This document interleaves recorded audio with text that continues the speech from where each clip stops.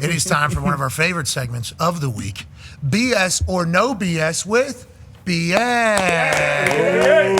Okay, we're going to say a statement that has been made by somebody somewhere, and we've seen it. It's not us saying it. No. Just like the you blow it column. Yeah, exactly. Yeah, bingo. That was somebody else. It was everywhere on the internet. I couldn't stop looking. We're trying to figure out whether or not it's BS or no BS. All right, here's the first one. The Bengals might be dead. So a lot of people are saying after last night, especially no Joe Burrow here for the foreseeable future, no protection of quarterback anyways. If Joe Burrow's in there, inevitable almost for him not to be playing this season. Seemingly a reoccurring thought. They gave a lot of money to 2 wide receivers. Trey Hendrickson's still not happy, not around long term, and they just got their asses beat on prime time. So the statement is the Bengals might be dead. Is that BS or no BS? BA? That's no BS because they can't block anybody. Okay. No. So right now they can't stop anybody. I mean, it's amazing to me that is a very talented football team, and Jake Browning's had games, but even he didn't have a chance to back foot last night a few times, and they're all over him. So if they don't get a running game, they're going to kill him. Okay, so the DC leaves, obviously Lou Anarumo. There's all the drama in the offseason about the deals that still haven't really been figured out going into this offseason, Trey Hendrickson most specifically. Are they going to think about being sellers, you think, this year? Would the goal be here to punt on a year if you're the Cincinnati Bengals? Like, what do you think their mindset is? If they are, in fact, no bullshit, dead at this point. No, I think they're going to go fight every week, you know. I mean, you're never going to give up in this league. And, Zach's going to be fighting for his job again. And, that defense, they got to have some more pride about them. D-Butt, you think they're dead? Yeah, definitely dead. And no BS. Historically bad run game, too. I don't even know the exact numbers, but Chase Brown, and he had a decent year last year, but no run game. So you talk about, coming from that McVay tree, you got to have a run game. You got to have play action. I don't care how talented your receivers are on the outside. You can't be a drop-back passing offense, especially with your backup quarterback. So everybody here with football brain says you're dead. We just saw them. We built the team. In the offseason, now you have an MVP caliber quarterback. He can cover up a lot of that shit. When you don't, shit can get ugly real quick. And it has. And we all had to watch it last night. Yeah. Never again. Like, let's do that right now. But aren't they? Yeah, they're probably. They are. They are on Thanksgiving. Change it right now. What? Change it right now. I think the Cincinnati Bengals are scheduled for prime time. Yeah. Thanksgiving. Can't have it. No, can't. That's a lot of odds. Now, we had the Lions for a long time on Thanksgiving. Yes, we did. At noon. Yeah, you're right. It kicked off the day. And you can eat the tradition part of that because that was part of it. It's like, hey, you wake up, you're going to have Thanksgiving lunch with your family, you're going to watch the Lions get their asses kicked. No, they always put up a good fight. It was just devastating. Yes, that's sold out. It's a part of tradition to watch them lose. Exactly. We can't just be throwing in the Bengals because why not? Okay, especially, and again, I said it yesterday. This is not Jake Browning's fault. Okay? Well, I mean, you see it last night, but we don't need to be watching them on Thanksgiving night, okay? Especially because we're all going to be a little tired. Exactly. At that point, we want to watch good ball. That kind of carries us through. That kicks off the entire holiday season. The Cincinnati Bengals are going to be tasked with kicking off our holiday season? Not on my watch. And they're going to have a lot more primetime games because Joe Burrow's so freaking cool and Jamar Chase has so many cool dance moves. I hate the Bengals, dude. This sucks. Like, genuinely sucks.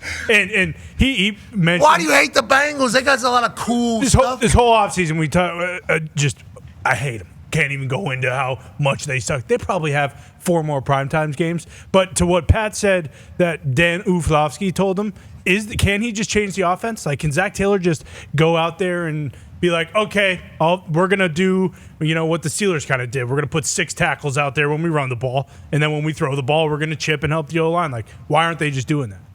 I mean, that's a good question. I mean, you got to help the guy somehow. I don't know. I mean, the jump, 47 years. The jump that they were getting, the Broncos were getting, the tackles weren't even out of their stance Had no chance. And the guy had no chance. So you got to chip, help something, and run the damn ball some. And I think that's the big difference where they've gone to a 50-pass attack every week. Yeah. Even with Joe. But Joe does some super stuff, that Jay can't do. Yeah. Well, they're doing 50 passes because they just paid $60 million a year to the 2 wide receivers on the outside. And we asked the question, to your point, D-Butt, in the offseason. You've been around football a long time. Somebody's been around. Is this how you build a winning football team? Everybody with a football brain was like, nope, never have, never will. This is not how it goes. The wide receiver thing, he even said it there earlier whenever he was chatting. Tackles, you trade up and get one of those. Wide receivers, you get one of those guys in the third round. It's like, I don't think you can get a Chase in the third round or a T in the third round. But what they're saying, all the OGs of football, is like, you can have an operable offense with maybe not an outright rock star at wide receiver. You can't have an operable offense if you have a bad offensive line. Like that, the wide receiver does not matter. You cannot get the ball to the wide receiver.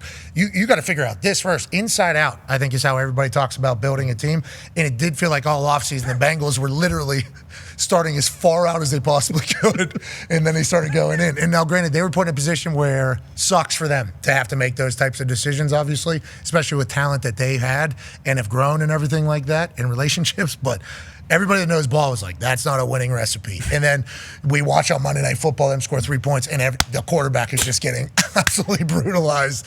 And everybody says, we told you so. Yeah. That is basically what everybody is saying to the Cincinnati Bengals team. And I don't like that because unlike Connor, I don't hate Cincinnati Bengals.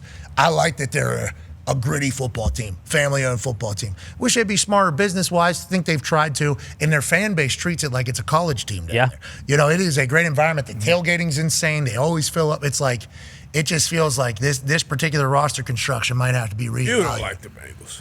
You don't like them. Well, you don't hate. They were selling their TVs out of their stadium to their fans. That was one of the better things they've done. That's a good hustle. 55-inch TV for $80? Yeah, I think so. But it's not in the parking lot. They're doing that sale. Exactly. Set up a tent. Yep. And when they're gone, they're gone. So get down here now and get them is basically what they're doing. It has nothing to do with hating them.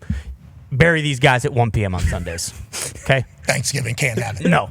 I want to have a good Thanksgiving. Me too. You think I want to be yelling at my mom and, my grandma and stuff like that and my brothers? No, because that's what's going to happen. We're going to look up. It's going to be 28-0 with 11 minutes left in the first quarter, and we're going to be saying, what are we going to do here? We're going to talk to each other. You know what we're going to do? Leftovers. Yeah. Well, leftovers. Yeah, but you're going to have to talk. Now there's no distractor. And because you're going to have to do that, what are you going to say? Politics, religion. I'm going to go get liquored up first, and then I'm going to come back, and then we're going to talk politics and religion, and we're going to be doing that boozed up, and it's going to be maybe the worst Thanksgiving ever. And that's all because the Bengals are on primetime. Now, who do they play? Doesn't matter. Well, because hold on. It's the Browns. If it's the Browns, Myles Garrett jumping over the offensive line and doing belly to back German suplex. Yeah. Sure. F5. But if he's doing release suplex, Bengals, Browns. If it's Bengals Browns on Thanksgiving night, they should fire Goodell right now. I don't think. I agree. They should. I agree. Ravens, Browns. Oh, it's even worse right now. 0-0 on Thanksgiving night. I think Jake Browning will slice and dice that Ravens defense right now. I think True. I think there's a chance. And whoever's behind Browning. Yeah, they just need to do what the Steelers did with Darnell Washington. They just need to bring in, that needs to be 12 personnel even whenever they're trying to throw the ball. They need 2 assisters. They need tag teams. As many guys as you got. And you know what? Let's get a fullback in there as well. Let's have one wide receiver. Let's have one route on the outside. We're paying them too much. They got to both be out there. Oh, yeah. Okay, you're right. We can't even protect even more because we're going to have both of them out there. Good luck, Bengals. We're pulling for you. Mm-hmm.